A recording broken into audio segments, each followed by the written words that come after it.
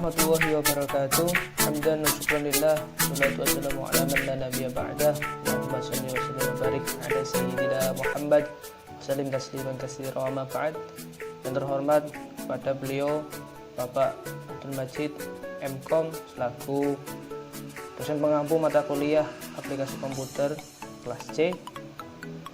Dan tak lupa teman-teman mahasiswa-mahasiswi YIN Pekalongan yang berbahagia. Pertama, marilah kita panjatkan puja-puji syukur kehadirat Allah Subhanahu wa taala atas berkat rahmatnya kita semua masih diberi kesempatan mengikuti kuliah online ini.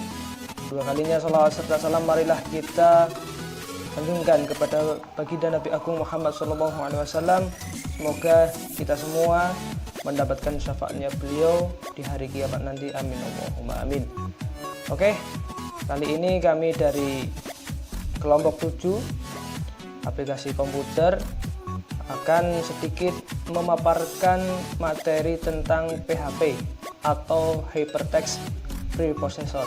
Kelompok kami terdiri dari saya sendiri, Mutakhir Rizafah Levi dengan NIM 2119334. Kemudian ada Mbak Elin Almalia Yulfani 2119330. Ada Mbak Dian Nurmawadah 2119299. Ada Mbak Melia Dwi Arfiani 2119319. Dan yang terakhir ada Mbak Yujzauna Hurfa dengan NIM 2119329. Oke, marilah kita bahas materi PHP. Yang pertama adalah pengertian. Pengertian PHP adalah bahasa scripting server side atau bahasa pemrograman yang digunakan untuk mengembangkan situs website atau aplikasi yang bernuansa website. PHP sendiri singkatan dari Hypertext Preprocessor.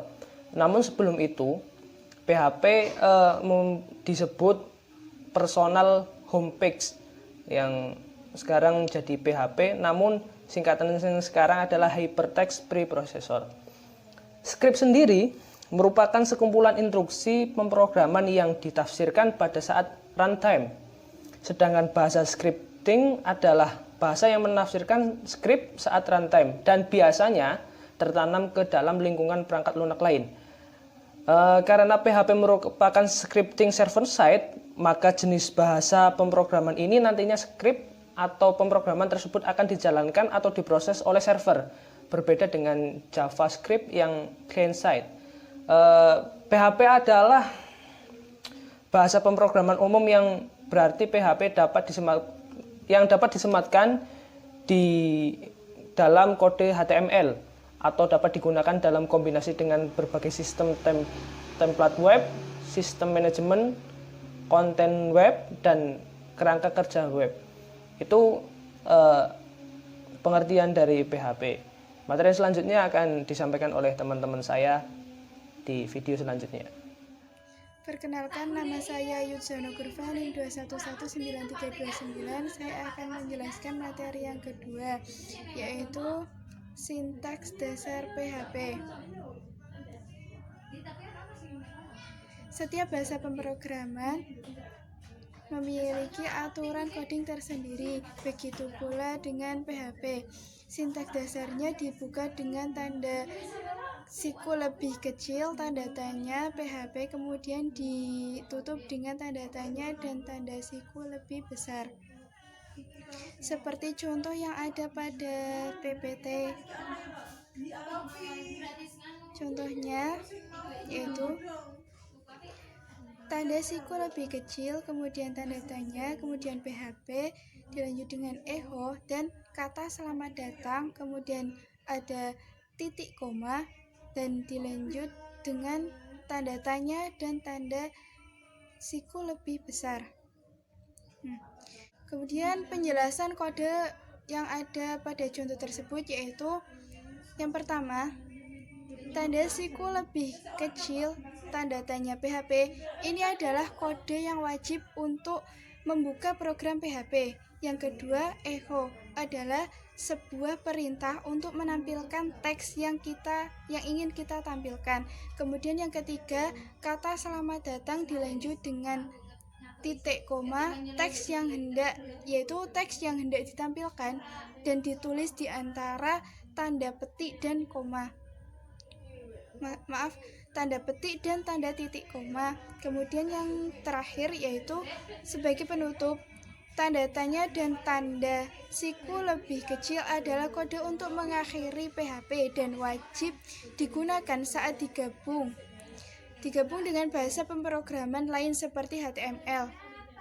Kurang lebihnya sekian materi dari saya. Materi selanjutnya akan dilanjut oleh pemateri yang lain.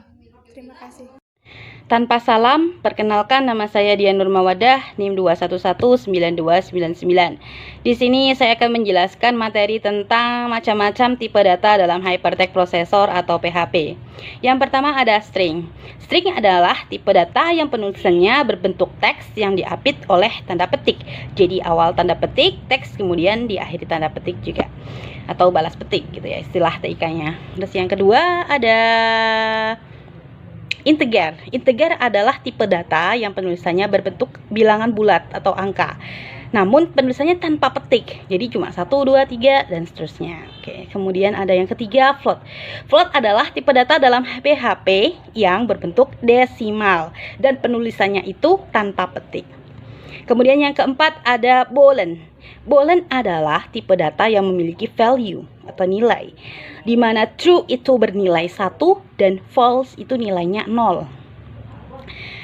Yang kelima yaitu array. Array adalah tipe data dalam hypertext processor, di mana macam-macam variabelnya memiliki isi yang berisi angka, di mana angkanya itu sudah diisi dengan sesuai urutannya. Kemudian dipisahkan oleh koma, seperti itu. Sekian penjelasan dari saya, kemudian akan dilanjutkan oleh pemateri selanjutnya. Terima kasih. Warahmatullahi wabarakatuh. Perkenalkan, nama saya Meliada Arifani, NIM 2119319. Di sini saya akan menjelaskan tentang jenis operator dan manfaatnya.